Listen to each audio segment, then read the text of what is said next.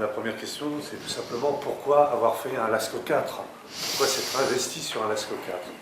Ben oui, on peut se poser la question, effectivement. Nous savons aujourd'hui que depuis de très nombreuses années, depuis 1963, la grotte originelle est fermée. Donc nos concitoyens, qu'ils soient de France ou de l'étranger, sont privés de la vision de ce chef-d'œuvre mondial, comme l'a dit l'UNESCO. Et de ce fait, il fallait essayer de leur apporter l'image de cette grotte de Lascaux, et nous le faisons à travers un facsimilé très technologique qui va rapporter les images à la fois de la paroi et du dessin à un niveau du millimètre près, donc c'est pratiquement parfait, et qui en plus, grâce à une technologie que nous avons, qui nous appartient, que nous appelons le voile de pierre, va reconstituer sur la paroi la calcite qu'elle a amassée au fil du temps.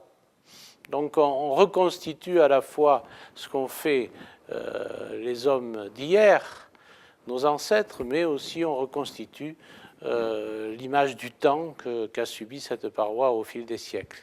Alors, une petite différence, aussi même une grande différence avec Lascaux 2, c'est qu'on aura l'ensemble de la grotte. On aura l'ensemble des dessins. Oui, enfin, nous allons avoir, effectivement, nous avons une grotte reconstituée, avec même des technologies alors plus modernes. On va reconstituer l'odeur, le degré d'humidité, la température. On sait que cette température est constante à Lascaux, aux alentours de 13 degrés.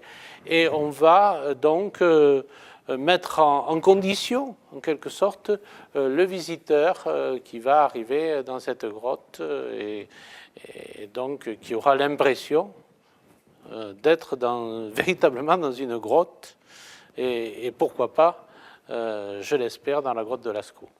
En dehors de la prouesse technologique, parce qu'il s'agit quand même de détails extrêmement fins, en dehors de ça, vous avez à l'esprit la protection du site originel.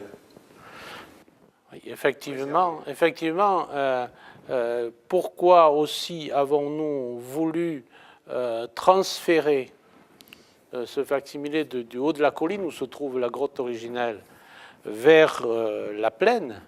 C'est pour isoler, pour sanctuariser, comme on dit, la grotte. Est-ce qu'on a une idée du calendrier? Est-ce que vous avez déjà en tête des échéances importantes? Oui, aujourd'hui, on peut donner une échéance. L'échéance, ce sera mai-juin 2016, l'ouverture.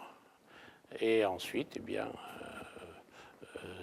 de manière continue, une ouverture 11 mois sur 12, parce qu'il faut toujours un mois pour remettre les choses en place, qui montrera non seulement, bien sûr, le facsimilé dont je viens de parler, mais qui montrera aussi, car c'est un centre d'art pariétal, qui montrera aussi des salles, 5 salles, qui, à l'aide des technologies nouvelles, des nouvelles technologies, vont permettre de commenter, de montrer tel ou tel aspect, d'entraîner un débat entre préhistoriens, car beaucoup de choses sont encore des inconnus et n'ont pas trouvé encore de solution, de signification dans cette grotte, ne serait-ce que les 800 signes, points, carreaux, traits, dont on sait s'ils sont du langage, qu'ils sont de l'explication ou si seulement ils ont un caractère religieux ou autre. Bref, tout ceci va se retrouver dans les 5 salles avec bien sûr des technologies plus attrayantes comme le cinéma dynamique, comme une action de confrontation entre l'art pariétal et l'art contemporain. Bref, c'est un ensemble qui doit permettre à tous ceux qui le visiteront, tous les visiteurs, de trouver un maximum de compréhension et de plaisir dans cette présentation.